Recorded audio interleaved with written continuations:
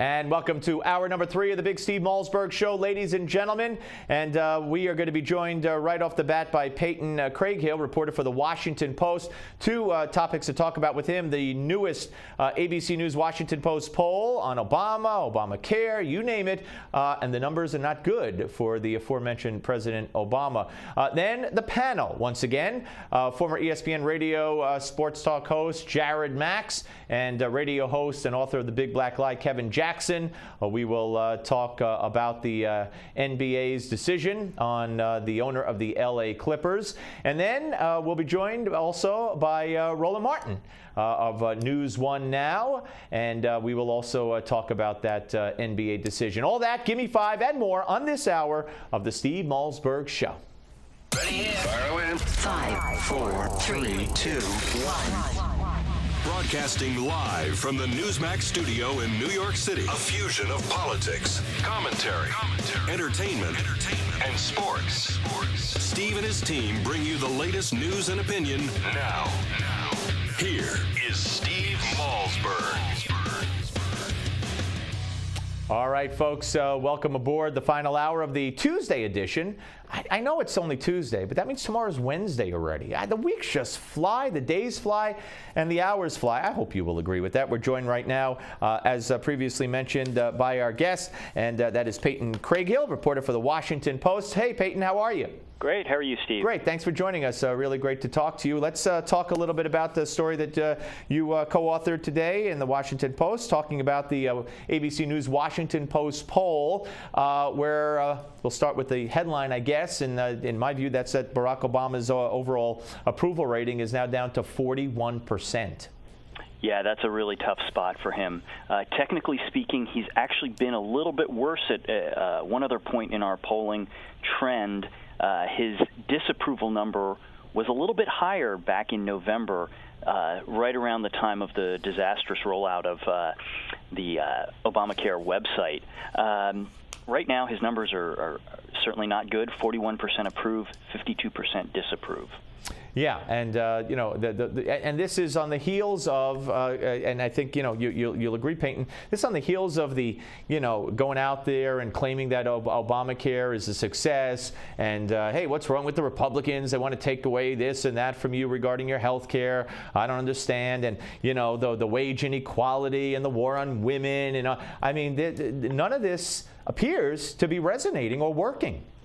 Well, there's a lot going on here. So, in terms of how these issues are playing out in potentially for the 2014 midterms, right. It's very complicated. Some of these issues that you just mentioned are political winners for the Democratic side. People do trust Democrats more on handling the minimum wage, trust them for what they can do for the middle class, but that has not translated into any kind of potential electoral advantage for Democrats in the midterm elections. Yeah. Now let's talk specifically about some of the issues addressed in the poll. And just 42% approve of his handling of the economy. I'd like to know who those 42% are. 37% approve of his handling of the Affordable Care Act, or AKA Obamacare. Now, the number for those who approve of the law, I think 44% say they support it, 48% say they oppose it. That's about where it was at the end of last year and in January. But his handling of it, there's a disparity between how many approve of it and how many approve of his handling of the implications of and realities of Obamacare. Do you think his attitude, Harry Reid's attitude of these people who say that it's not good, the people who say they have problems, that's just, as Harry Reid said, lies out of whole cloth. Do you think that hurts the perception of how Obama's handling it? Well, I think the perception of how Obama's handling it is so wrapped up with what happened in the fall when the rollout of the website there were just a lot of troubles and a lot of confusion, and I think that really was very damaging politically, and that is borne out in some of our other numbers within the poll. When we asked people whether or not they thought the implementation of the law was going better than expected or worse than expected, 50% say it's been going worse than what they expected. 41% said better. So there's this view that it's just not going as planned. And what's perhaps even more complicated and troubling for the Obama administration in terms of turning opinions around on the situation is the fact that pluralities or majorities say that the overall healthcare system in this country is worse, not better, since the law went into effect. Right. And then another number, 58% say overall costs of the healthcare have gone up, are increasing. Yeah. So that's a really troubling spot to be in. Very troubling spot for him to be in, and the Democrats as well. Let me ask you about this. And this is I don't know. I mean, if you ask people, and I guess the poll does somewhere, and it's been done before also, should we be involved in Ukraine in any way, militarily speaking, certainly boots on the ground? Absolutely not, they would say overwhelmingly. Yet, when it comes to the president's handling of the situation involving Ukraine and Russia, only 34% approve. What's inside those numbers, and what does it tell you? What's really going on with that number? His approval is very low on handling the situation in Ukraine, just 34%, as you mentioned. But if you look at the other side, 46% disapprove, which certainly isn't good, but it's not terrible. It's not a majority. What's really happening here is there's a big chunk, 20% of the public, are unsure about this. It's a complicated situation. It's really unclear what the right path is. We've done previous polling about whether or not people support or oppose imposing sanctions, and that's relatively popular. But then the idea of any type of military involvement is very much unpopular. Yeah. All right. So let me ask you about another set of numbers. I don't think that this was from your poll. This is a Harvard study or poll where young people. I don't know if they're. Maybe you could help me. Maybe your poll also has the young numbers, and if they do, please tell me. But 18 to 29-year-olds, according to this Harvard University study, shows that only 23% say that they will definitely vote in November. That's a drop of 11 points since November of 13. And if you harken back for some kind of benchmark to 2010, when the Republicans took control of the House and had huge gains, 31% of young people back then in February of that year, February of 2010, said they were definitely going to vote. Now it's only 23% of 18 to 29-year-olds. So that is another bad indicator for Democrats overall. And comment on that, but then if you have numbers of your own within the Washington Post poll, let me know as well. Sure. You know, it's a very typical result to see expected turnout among younger voters to really drop off in a midterm election. That's a pattern that has been seen before, but it might be exacerbated this time. In our poll that we released today, we looked at young voters as defined age 18 to 39. Okay. We didn't quite have a large enough sample size to look at the under 30 crowd. Yeah. But what we see in the 18 to 39 age group among registered voters, just 53% say they are certain to vote in the midterms.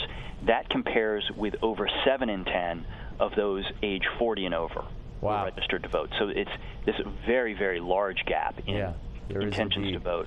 All right, now I want to switch gears here because you wrote a great column for the Washington Post about immigration reform.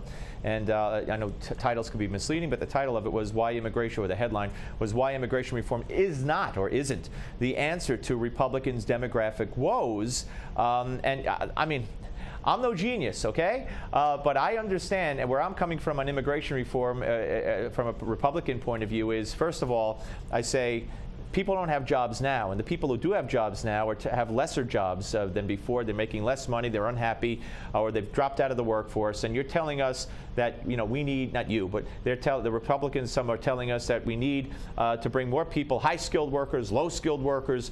So the question from my mind is, well, where are the jobs, and what's it going to mean for Americans who are unemployed or working in lesser jobs? That's number one. Number two, I've always said, whenever these people that you let in and give the right to vote to whenever it is, they're gonna be overwhelmingly Democrat voters, overwhelmingly. So I don't understand what it is that Republicans don't understand about what I just said and what I just asked. And you address at least the demographic point of view in your piece. Yeah, I mean, I'm not sure I can really comment about the job front. No, feel free. Yeah, feel free to talk about what you wrote about. Yeah. Sure. Yeah. So what I did was I looked at census data that looked at voting patterns and registration patterns and population patterns among the various ethnic and racial groups around the country. And what you see from the 2012 voting data is the fact that the Hispanic population is certainly growing around the country, but it's growing in particularly some very important Republican states. And what you see is that the overall population of Hispanics in some of these states is a lot larger than the numbers that actually turned out to vote. Part of this is the fact that the census interviews or measures the total population, including non-citizens. So, for example, in a state like Texas, 37% of the entire population of Texas identifies Hispanic. If you look at just the citizen population, the people who are actual U.S. citizens, that's 30%. They're 30% Hispanic. Yeah.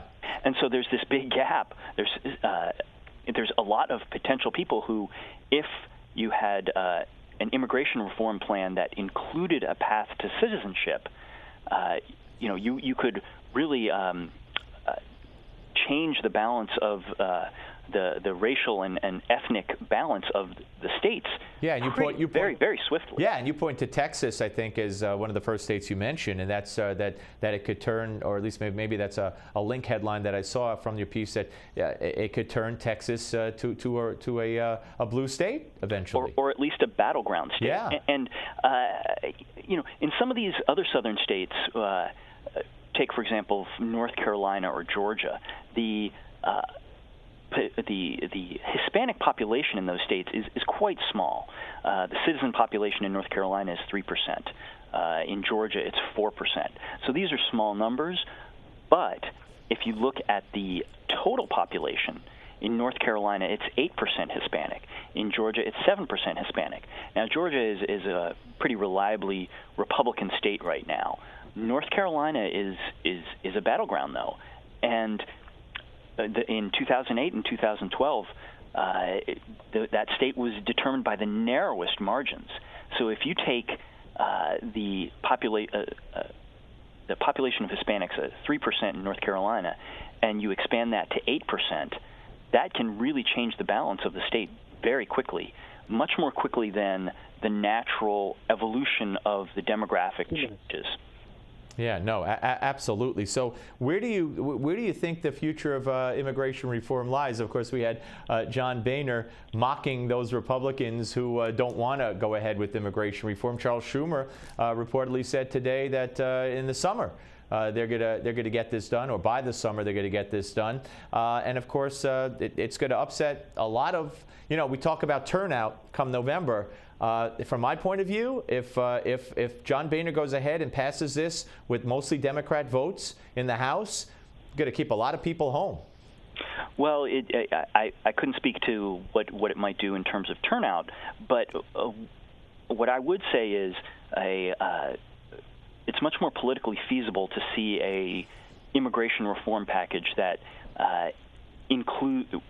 doesn't include a path to citizenship, but does include some type of worker rights or guest worker permits, things of that nature. And that would probably be more politically palatable to a lot of Republicans, and it may not alienate the Republican base the same way. Interesting. Hey, Peyton, fascinating conversation on both issues. I hope you'll come back. I enjoyed it very much. My pleasure. Thank you very much. That's Peyton Craighill, ladies and gentlemen, a reporter for the Washington Post. And, we're going to have to see. I mean, it's very interesting.